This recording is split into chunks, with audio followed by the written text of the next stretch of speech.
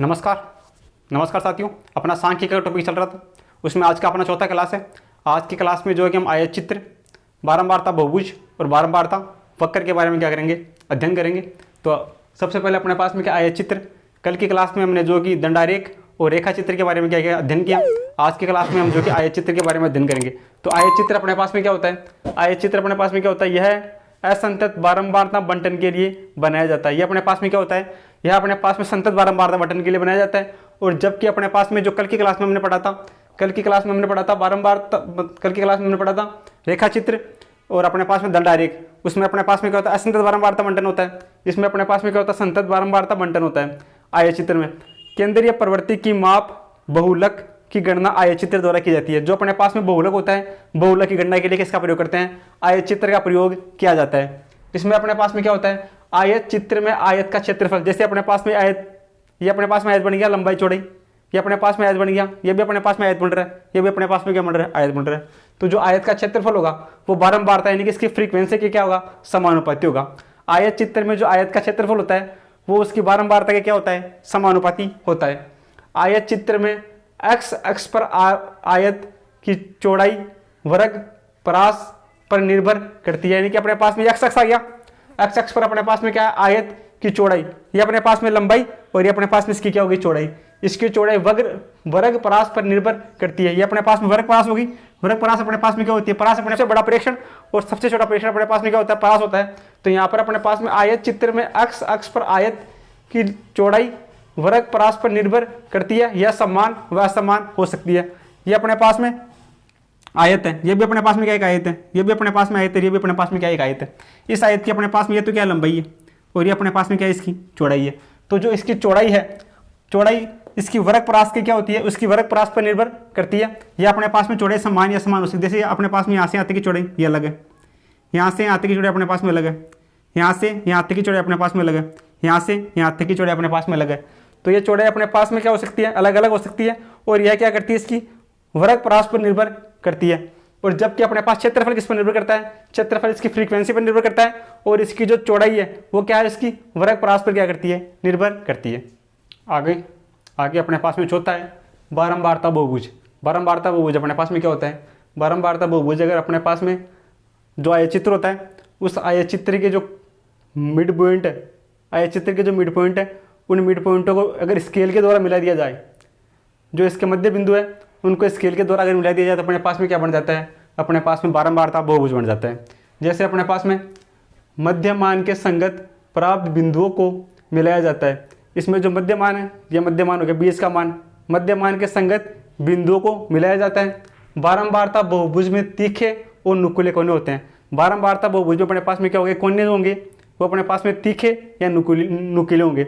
इनको क्या करेंगे, स्केल के द्वारा मिलाएंगे। तो ये जो डायग्राम अपने पास में बनेगा ये बारंबारता बहुभुज को क्या करेगा, प्रदर्शित करेगा। और बारंबारता वक्र में अपने पास में क्या होगा, ये जो कोने हैं ये नुकीले न होकर क्या होंगे, वक्र के आकार के होंगे, कर्व के आकार के होंगे। ये अपने पास में कर्व के आकार में होंगे, कर्व के आकार में होंगे। तो अपने पास में कौन सा वक्र हो जाएगा, बारंबारता वक्र हो जाएगा। इसमें अपने पास में क्या होता है, बारंबारता वक्र की प्रकृति न तो आरोही होती है और न ही क्या होती है, अवरोही होती है। जो बारंबारता वक्र होता है उसकी प्रवृत्ति न तो अपने पास में आरोही होती है और नहीं अपने पास में क्या होती है, अवरोही होती है। और बारंबारता वक्र में जो है कि इसको क्या करते हैं, इसके कर्व पार्ट को इसको हम क्या कैसे मिलाते हैं, वक्राकार यानी कि कर्व पार्ट से मिलाते हैं। और इसमें हम क्या करते हैं, स्केल से मिलाते हैं। स्केल से मिलाने पर क्या होता है, इसके कोने नुकीले होते हैं। बारंबारता बहुभुज के कोने नुकीले होते हैं और बारंबारता वक्र होता है इसमें इसके जो कोने होते हैं वो नुकीले नहीं होते हैं। ये किस शेप में होते हैं, कर्व के शेप में होते हैं। जैसे अपने पास में मध्यमान अपने पास में क्या होता है, इसके निम्न बिंदु और इसका उच्च बिंदु। जैसे अपने पास में निम्न सीमा और उच्च सीमा, जैसे अपने पास में इसका मध्य बिंदु याद करना है तो निम्न सीमा कितनी है, इसकी 10, उच्च सीमा कितनी है 20। तो निम्न सीमा उच्च सीमा बट्टा 2। तो यहाँ से अपने पास में जैसे 0 से 10 के लिए अपने को याद करना है तो अपने पास में क्या होगा, 0 से 10 का मध्यमान। इसके अपने पास उच्च सीमा क्या है, निम्न सीमा कितनी है 0 प्लस उच्च सीमा अपने पास में कितनी है 10 बट्टा 2। तो यहाँ से अपने पास कितना हो जाएगा 5। तो मध्यमान कितना हो जाएगा 5। यहाँ पे अपने पास में निम्न सीमा कितनी है 10, उच्च सीमा कितनी है 20। दोनों को जोड़ के 2 का भाग लगाएंगे तो अपने पास में 10 और 20 30 पे 2 का भाग लगाएंगे 15। तो मध्य बिंदु क्या आ गया, इसके बीच में आ गया 15 पे आ गया। इसका मध्यमान ज्ञात करना है तो निम्न सीमा और उच्च सीमा, निम्न सीमा 20 है, उच्च सीमा कितनी है 30 है। दोनों को जोड़ के क्या करेंगे, 2 का भाग लगा देंगे। तो 30 प्लस 20 50, 50 में 2 का भाग लगेंगे तो अपने पास कितना आएगा 25 आएगा। तो अपने पास में ये क्या हो जाएगा, इसका मध्यमान हो जाएगा। तो अपने पास में जो आयत चित्र है उस आयत चित्र के जो मध्य मान है उनको स्केल के द्वारा मिला दिया जाए तो क्या बन जाता है, बारंबारता बहुभुज बन जाता है। और स्केल के द्वारा ना मिलाकर किसी वक्र के आकार से, जैसे मैं स्केल का प्रयोग ना करूं और इसको डायरेक्ट ऐसे मिला दूं वक्र के आकार से, तो वक्र के आकार से मिलाया जाता है तो ये अपने पास में क्या बनता है, बारंबारता वक्र बनता है। बारंबारता बहुभुज के कोने क्या होते हैं, नुकीले होते हैं। और बारंबारता वक्र का क्रम न तो आरोही होता है और नहीं क्या होता है, अवरोही होता है। ये अपने पास में इसकी प्रकृति न तो आरोही होगी और नहीं अपने पास में क्या होगी, अवरोही होगी। और मध्यमान ज्ञात करने के लिए अपने पास तरीका क्या है, निम्न सीमा प्लस उच्च सीमा बटा 2। तो निम्न सीमा उच्च सीमा, जैसे अपने पास 0 से 10 के बीच ज्ञात करना है तो निम्न सीमा 0, उच्च सीमा 10, इसमें 2 का भाग लगा दो 5 आ जाएगा। तो मध्यमान अपने पास कितना आ जाएगा, 5 आ जाएगा। इस प्रकार हम बारंबारता बहुभुज और बारंबारता वक्र में क्या कर सकते हैं, अंतर कर सकते हैं। आगे अपने पास में एग्जाम्पल दिया गया है। इस एग्जाम्पल में अपने को दिया गया है एक वर्ग की निम्न सीमा L है, मध्यमान उसका M है, तो उसकी उच्च सीमा याद करो। तो फॉर्मूला आपको लिखवा रखा है। फॉर्मूला अपने पास में क्या होता है, सॉल्यूशन क्या होगा इसका, फॉर्मूला अपने पास में होता है निम्न सीमा प्लस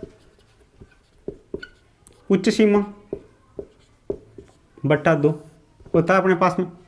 फॉर्मूला अपने पास में क्या होता है, निम्न सीमा प्लस उच्च सीमा बटा 2। अपने को क्या दे रखी है, निम्न सीमा दे रखी है। निम्न सीमा अपने पास में यह मध्यमान बराबर M होता है। M बराबर अपने पास में क्या हो गया, निम्न सीमा प्लस उच्च सीमा बटा 2। यहाँ से अपने को क्या दिया गया है, यहाँ से अपने को दिया गया है निम्न सीमा अपने पास में L है, प्लस उच्च सीमा अपने को ज्ञात करनी है, उच्च सीमा अपने को क्या ज्ञात करनी है, बटा 2। मध्यमान अपने पास में कितना है, M है। मध्यमान अपने पास में कितना है, M है। तो यहाँ से अपने पास में उच्च सीमा क्या होगी, 2 को इधर बचते हैं तो ये अपने पास में कितना हो जाएगा, 2M बराबर ये अपने पास में L प्लस ये अपने पास में क्या होगी, उच्च सीमा। तो यहाँ से अपने पास में उच्च सीमा बराबर क्या हो जाएगी, यहाँ से अपने पास में हो जाएगी उच्च सीमा। उच्च सीमा बराबर अपने पास में कितनी होगी, 2M माइनस का L। ये अपने पास में क्या होगी, उच्च सीमा होगी। ये अपने पास कौन से ऑप्शन में मैच कर रही है, 2M माइनस L। ये अपने पास में ऑप्शन नंबर बी में मैच कर रही है। तो ऑप्शन नंबर बी अपना क्या हो जाएगा, करेक्ट आंसर हो जाएगा। इस प्रकार हम क्या कर सकते हैं, निम्न सीमा या उच्च सीमा ज्ञात कर सकते हैं। आगे अपने पास में है पाई चित्र या पाई डायग्राम। पाई डायग्राम का यूज कब करते हैं, जब एक ही व्यक्ति वस्तु या संस्था की विभिन्न विशेषताओं का अध्ययन करना हो। जब एक ही व्यक्ति संस्था या वस्तु की बहुत सी विशेषताओं का, यानी कि विभिन्न विशेषताओं का अध्ययन करना हो तो हम क्या करेंगे, पाई डायग्राम का यूज करेंगे। जैसे एक व्यक्ति का मासिक खर्च है तो उसके लिए क्या करेंगे, पाई डायग्राम का यूज करेंगे। जैसे भोजन पे कितना खर्च हो रहा है, शिक्षा पे कितना खर्च हो रहा है, उसका किराए पे कितना खर्च हो रहा है, परिवहन और अन्य पे उसका कितना खर्च हो रहा है। तो उसकी विभिन्न विशेषताओं का अध्ययन कर, एक ही डायग्राम में क्या कर रहे हैं, किसी व्यक्ति की विभिन्न विशेषताओं का अध्ययन कर रहे हैं, तो अपने पास में क्या होगा, पाई डायग्राम होगा।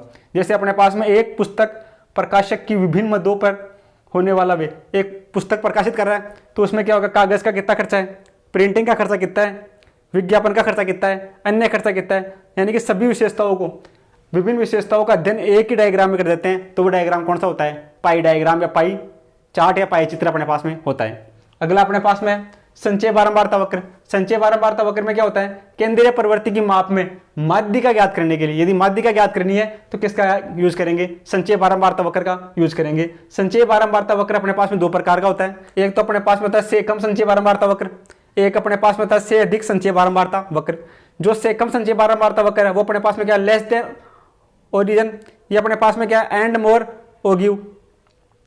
प्रकृति आरोही प्रकृति का होता है। ये अपने पास में किस प्रकृति का होता है, से कम जो संचय बारंबारता होती है वो अपने पास में आरोही प्रकृति की होती है, यानी कि कम से ज्यादा की ओर। तो ये अपने पास में मान क्या हो रहा है, कम से ज्यादा की ओर बढ़ रहा है। तो ये अपने पास में से कम संचय बारंबारता होती है उसकी प्रकृति आरोही होती है, और से अधिक संचय बारंबारता होती है उसकी प्रकृति कैसी होती है, अवरोही होती है, यानी कि बढ़ते से घटता क्रम होता है। तो ये अपने पास में संचय बारंबारता 2 प्रकार की, से कम और से अधिक संचय बारंबारता। ये अपने पास में आरोही प्रकृति होती है, ये अपने पास में अवरोही प्रकृति होती है। से कम संचय मतलब संचय बारंबारता का प्रयोग किस लिए करते हैं, माध्यिका ज्ञात करने के लिए इसका प्रयोग किया जाता है। तो आज की क्लास में हमने पाई चार्ट, संचय बारंबारता और जो कि बारंबारता बहुभुज और बारंबारता वक्र के बारे में अध्ययन किया। अब कल की क्लास से हम जो कि केंद्रीय प्रवृत्ति की माप जैसे माध्यिका बहुलक के बारे में क्या करेंगे, अध्ययन करेंगे। चलो आज के लिए इतना ही।